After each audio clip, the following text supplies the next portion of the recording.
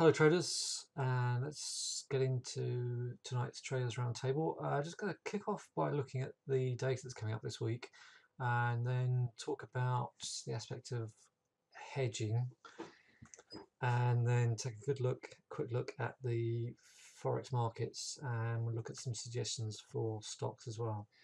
Data front, 2 or 3 main data points. When we get to our desks tomorrow morning, we will have Chinese trade balance. I think this is potentially one of the most critical parts of the week. Looking for a weak number. Any difference on that level could spark a reaction to the market. Not sure, there's no timing here. I don't know exactly what time it's going to come in, but I'd be interested to see what we wake up to tomorrow. And then as we get into the day, into the main Euro session, UK inflation, 10 o'clock German economic sentiment, next to nothing for the US. In fact, that budget balance at the end of the day is going to be interesting. Looking for a big positive number on the budget balance. That's a dramatic shift from -64 to +93. Chinese inflation on Wednesday. UK jobs, so looking for some good numbers on UK jobs and poor retail sales. So if that does pan out, the pound could do well on Wednesday. And then we've got the US inflation on Thursday, looking for a weak number, fully fed, and then not much on Friday. So it's the inflation figures for the UK, US, and the Chinese trade balance has got me interested. Right, I'm going to start off just by having a quick look at some main indices here. So this is the dollar basket, US dollar basket on the daily, weekly, and monthly. And you can see on this, let's pull the weekly chart up and look at that properly. You can see we're just a decent run up here from through the early last year into late last year on the back of QE coming off and rate rise potential. So we hit this flat spot here and we've been bobbing around. This is a resistance level up here, bobbing around and potentially coming back down. So we've had 1, 2 and potentially into a third wave down. The next decision on rates I think is later this month. I think it's I have to check, I can't remember the date now. But weakness, which is why weakness in the dollar, divergent relationship is the gold, and we've seen a nice gold move. So gold looked sloppy from January. We had good 3 waves down in January, and then we've got this pickup into a resistance area. So 1170, 1175 looks decent. On the daily, we're already hitting resistance. This 1165 on the daily is a fib level, and we are struggling with it. Looking, it's a higher close today, but it's looking as if it could roll over. What I don't want to do is start getting negative when we are still getting higher closes on what is a very low volume day with the US not being around. So let's take that as a positive and not have any talk of selling at this stage because there is no signal. Obviously close under 11, this low here, 1155, 1160, and then I will change my attitude, but that is at the moment still holding up. And it could go all the way up to 1190, 1200. On the wave count, we've had 1, 2, 3, for, so this is wave 5,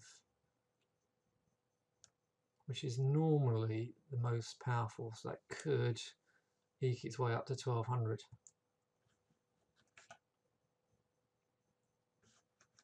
So that bodes well for the miners. We'll have a look at the miners later. All right, quick look at the, obviously the Americans were not at their desks today, and that's finished right up at this resistance. The resistance is taken from that August 12 low, and we are just narrowly closing above it with on very low volume. Note on the weekly, we've got the 50 EMA coming across, and I've drawn a resistance level up on that monthly chart. Let's look at the monthly in detail.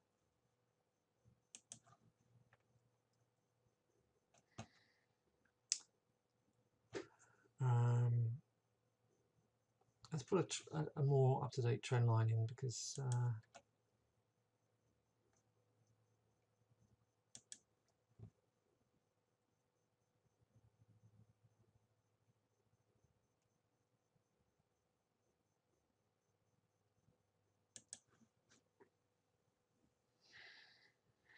okay, at the moment, you know, this bar here closed on the trend line.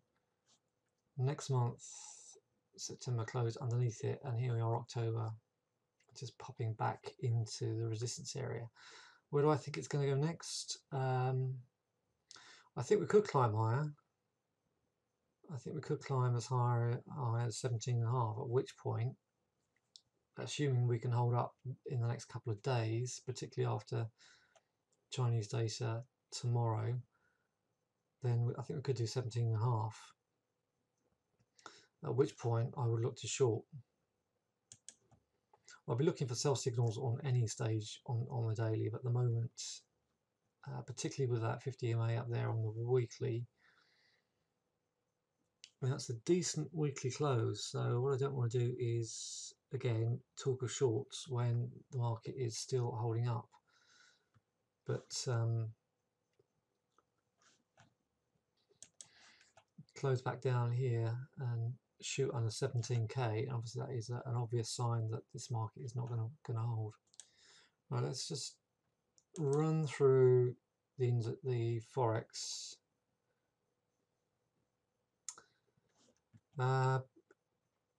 Potential bullish consolidation here in the weekly on the US dollar yen. Really poor chart. I mean, that is just all I would say is that the monthly looks as if that's lower, but it is such a slow mover. I'm just not touching it. US dollar Swissy. Not touching it, on the basis that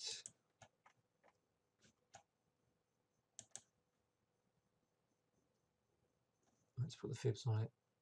I just feel much more comfortable putting fibs on this, because it just shows me if they're hitting level and selling or finding support at the lows. We are finding some support. Week close yesterday, we're just coming into this support area.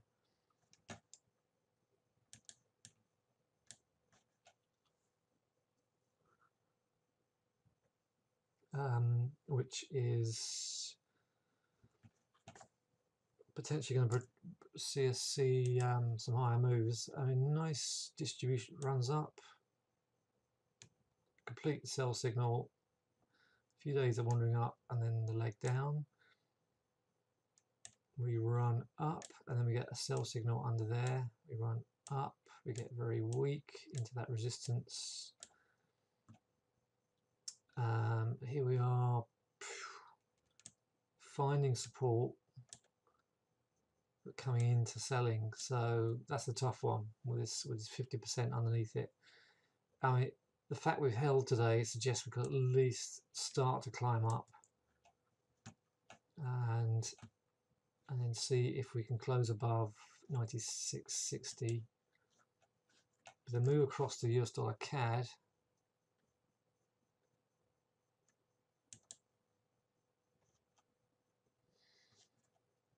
and we're just coming into Friday's open. This little arrow here is just a reminder to me that I think we could well come up to 131.20, at which point I'd want to get short. But oil had a 300-point sell-off today. I was not happy at all, so that has implications for a couple of stock sectors as well, which are showing some nice charts. So I am just waiting until we get see what happens at tomorrow's open, and then wait and see what we're going to get. You can see on this weekly chart we've got massive support here at 128.40, which is where this red line is coming in on the daily. So we could be having just a bit of a breathing space to the upside, a little bit of short covering. And with inflation this week, if that inflation figure is low, I don't know if you saw my interview last week, I was just making the case that inflation is very, very tame across the developed world and the emerging markets, very, very tame.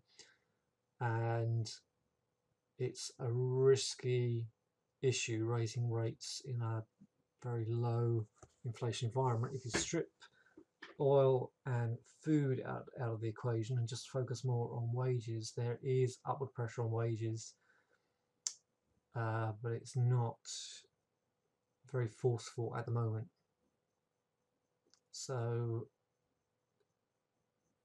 this, it's had a nice run. This one's had a nice run. It's seeing a bit of short covering, and like I said, I would look to short that higher up. Pound US. I do like the way this 151.70 held a couple of weeks, a week ago, and I do think we are likely to see 150. So basically a retest of this reversal bar up here,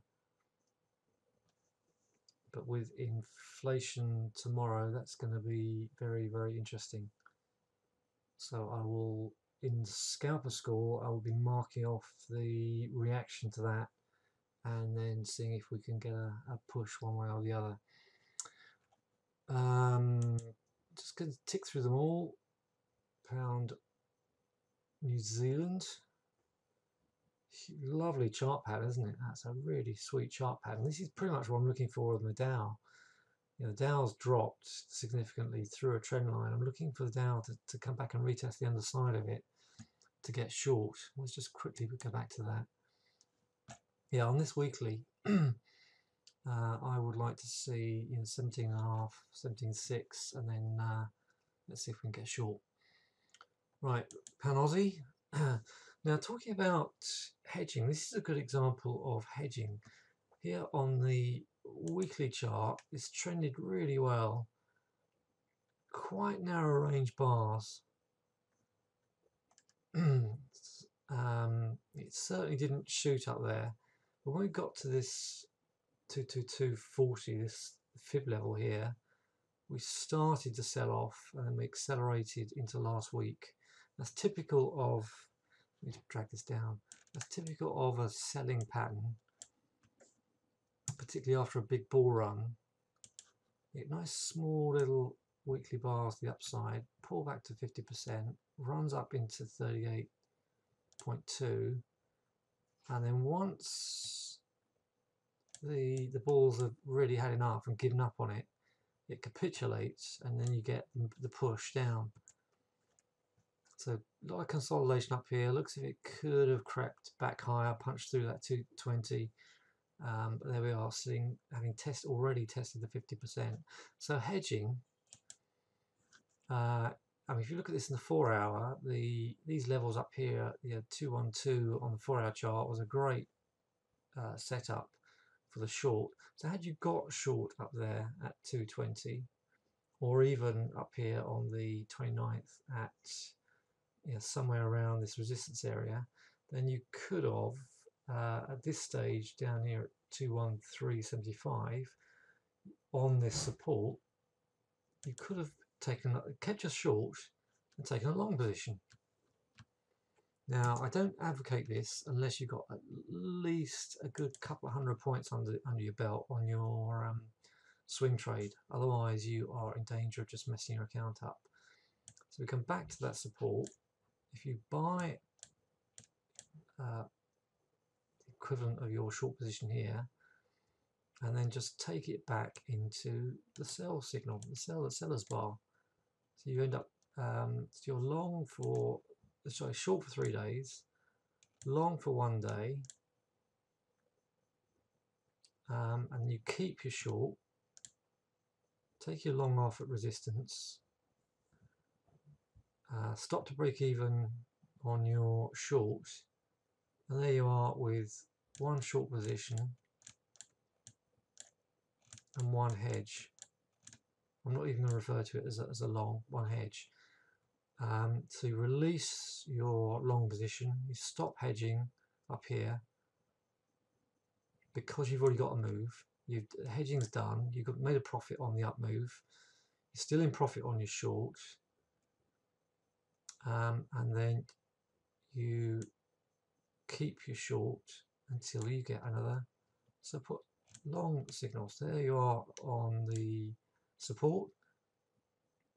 You get a push into resistance on there, so you could get another hedge there.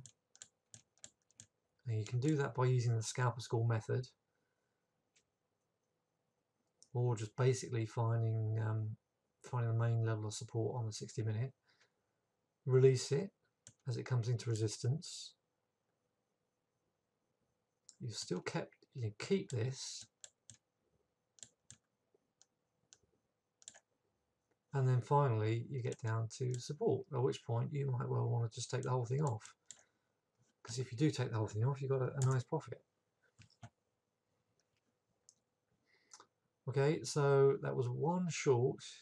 If you had your fibs up there and saw that resistance level, and 2 hedge positions to make use of the move, the waves of the trend within the trend, to capitalize on that and keep you in the short. The trick, if you're not used to doing that, then just stay clear, get short, stay short, keep your stop up there, keep your stop out of trouble, and just mark off support. And we don't have to take that off at support, but you might want to consider taking off at support. That's one example. So here we are coming into the 50%, and potentially looking as if we could come down to 205.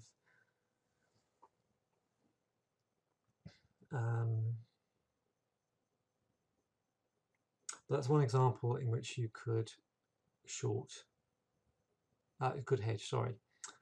So where do I think this is going to go next? We've got UK inflation tomorrow, so that's a weak number. With gold so strong and UK and US inflation so weak, this could still come off. We could come all the way down to this weekly 250 EMA. This is why this was such a good rubber band trade up here. The rubber band was so stretched to the upside. The key fib levels, it ticked a lot of boxes. It ticked a fib box, an RSI and MACD box, in that it was so high, and you get a sell signal here on the 7th of September, and here we are just coming up to the middle of October with that having sold off and still potentially moving. I would leave it. So right, here we are with the pound CAD getting a bounce on the back of weak oil. Nice head and shoulders.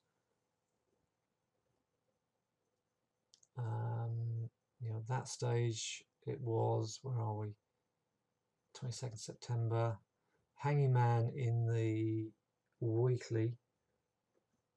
There's a very narrow range there on that weekly bar, and so we've seen 3 weeks of shorting. and just getting a bit of a short covering bounce at the moment. That will be a nice place to get short around at just at 201 if you see it, and 201.40 potentially into that resistance area before that starts to wheel its way down again. Euro. I would be interested in the euro. Well, this is a sell signal up there.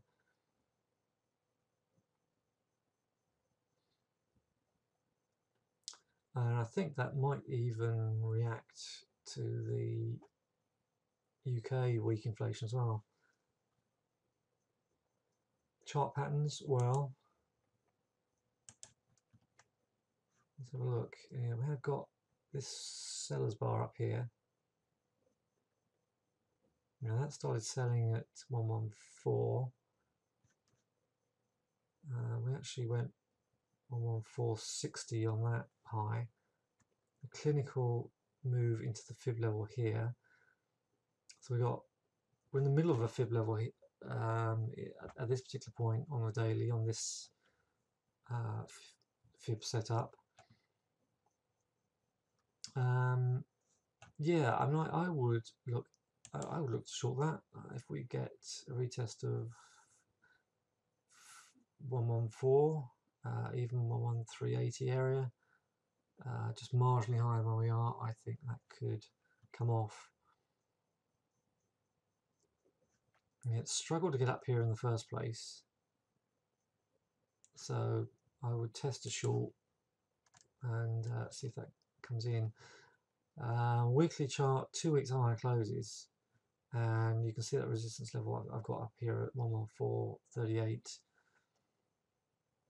That will be the safer place to get short if you stay out of it and just see if we can get a spike up there. But you know, if we start breaking 350, then that's had it. Euro yen. So that's a seller's bar struggling up there. But I suggested this could come down to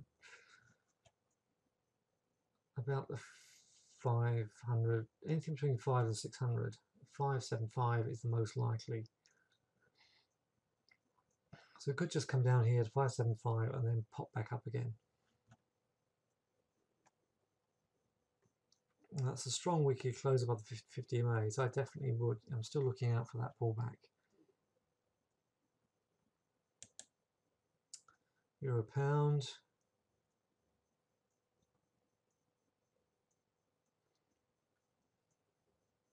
Good couple of months trading on the monthly. Keeps closing higher up for the last 3 weeks, but struggling, really struggling up there. And if I see it come down any lower, I would start to short the pullback. And let's have a look at where the Aussie US is. That's still marching up. I mean, the fact that we've broken through 73 is significant, very significant, and no sign of that coming off at the moment. I was hoping the early part of this week, and we could still get this, that we come down to 72.20 and then run into 74.40. So obviously 75 is the big number, but that's just not looking back. So that's a really strong chart.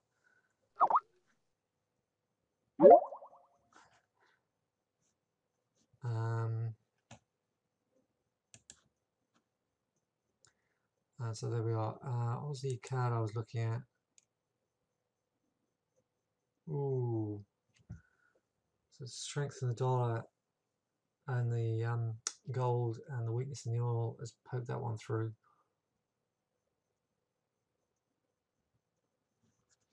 Not much of a pullback. Once we broke up here on the 6th, it just continued. It didn't pull back. It didn't pull back until the 8th.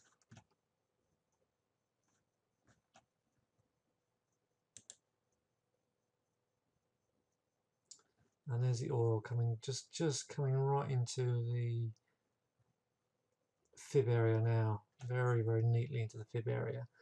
So let's study that daily in more detail. Smacked into the 50%, reversal bar on Friday, and I would still be interested at the 46 level.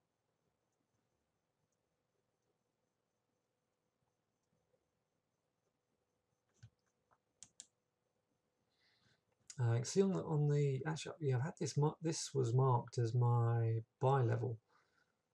I marked this over the weekend for a buy. So if we come down deeper to say for another 150 points and hold, I would definitely be interested in nibbling on that one.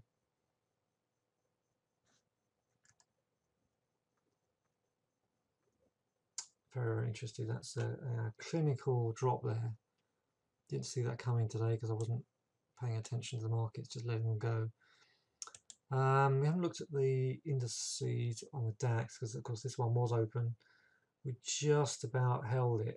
Now, you can see this box I've got here. So 10, 250, 260 is a resistance area. Yeah, 10,300 is a decent fib level resistance on the monthly.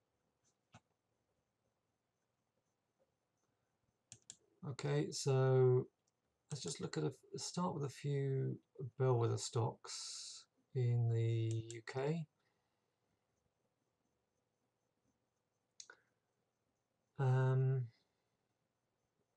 That's a sell signal on Tesco.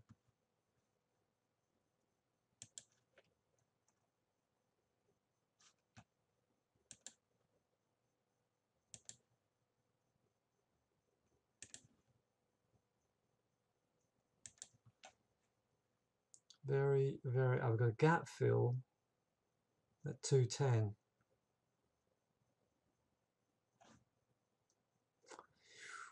Ooh, it's a sell signal, but we've got a gap fill just ahead of us. That's a tough one. Because big stocks like Tesco, I would expect to fill the gap. So we had a gap here on the 26th of June, and we filled it in July and August. And just because there's a gap there doesn't mean it's going to get filled.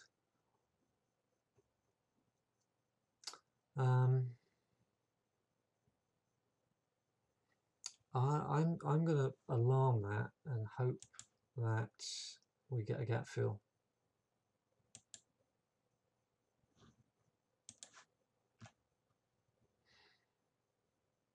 Sainsbury's.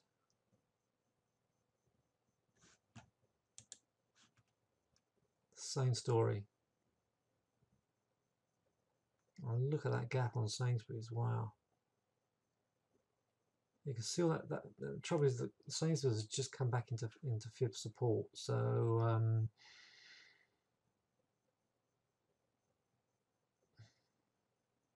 it's a great setup. It's got great short potential.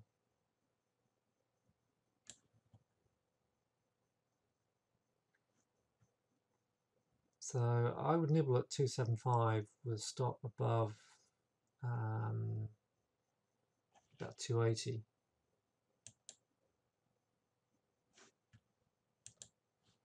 Rolls, not happy. So this is not a good start to the week for the UK. This is interesting. I mean, if the okay, we're going to have a good couple of weeks here. Nice divergence on the daily on that one. Yeah, if we can come down to 715 and hold, there's a gap.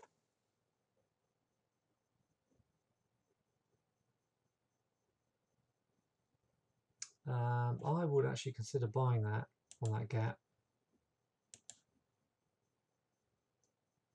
There was another gap down there. Really messy chart. Didn't fill the gap up there. Seeing as that's such a huge number, I would consider buying some rolls and just seeing if that holds. Let's look at the banks. Barclays, really messy. Lloyds, very weak.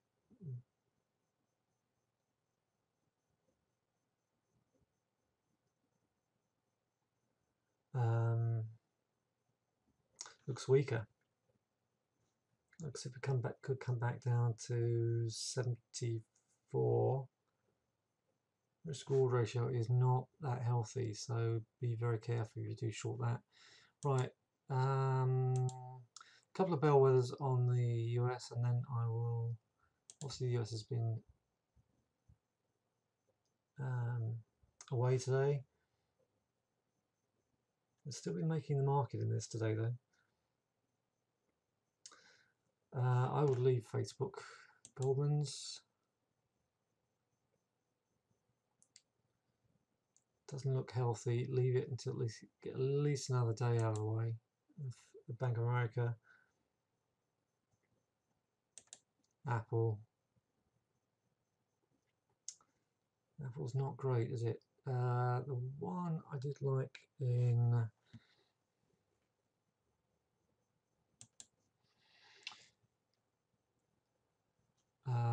airlines.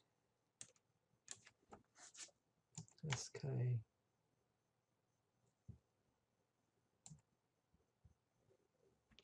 Is it SkyWest? No. Yeah, it was SkyWest.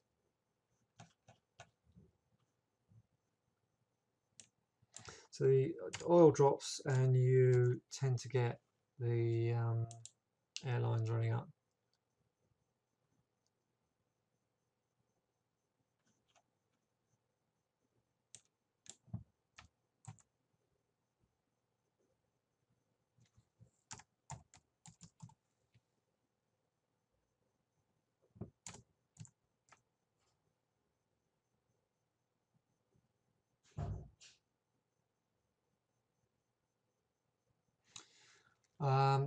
Ones I'm interested in. I am interested in this one.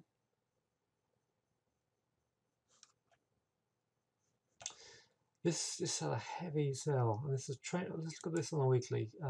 Kindred Healthcare, strong sector. Take a bit of a beating. It's going to be potentially have a rough ride as we get closer to the elections. Coming to a fib area, closed above the fib area. Here we are, trying to push higher. You can see when we sold off in the past, sold off in June, got a bit of a bounce, messed around,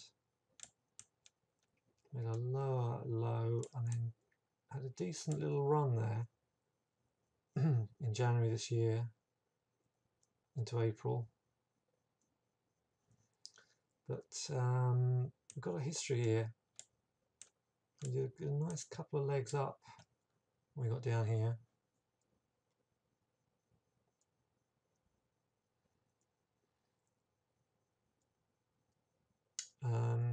I think that's worth a punt, particularly if you can get 1350.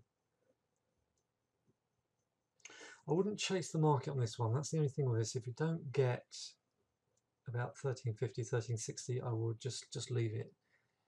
The other one I liked on the buy side is ISRG.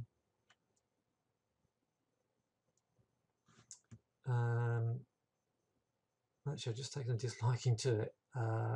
Unless we close above 470, I would just steer clear. This has got a habit of just pushing up and selling.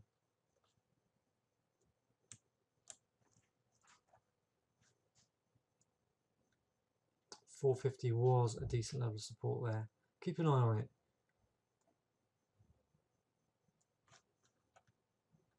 Keep an eye on it. It could be heading for another leg down.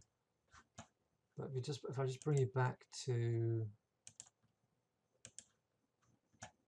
the indices, you know, that is right on edge as far as those indices are concerned. And at some stage,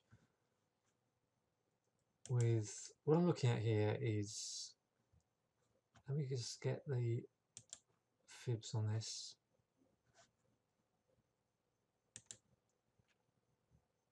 Having had such a big move down in August, you can see the fib level is just up there at 150. So if we test 150, 160 and then start to sell tomorrow, I would get short and then see if we close lower, because if we close lower back under this 17,100, then I think we could get a leg down here. Okay, I'll leave it there. And so that's what I'm looking at. I'm looking at waiting to see if the Aussie can pull back to 72.20. Looking at the euro yen, wasn't I? Just looking to see if we can buy a pullback in the euro yen. And otherwise, just keeping my powder dry until we get deeper into the week. All right, bye for now, and see you in Scalper School.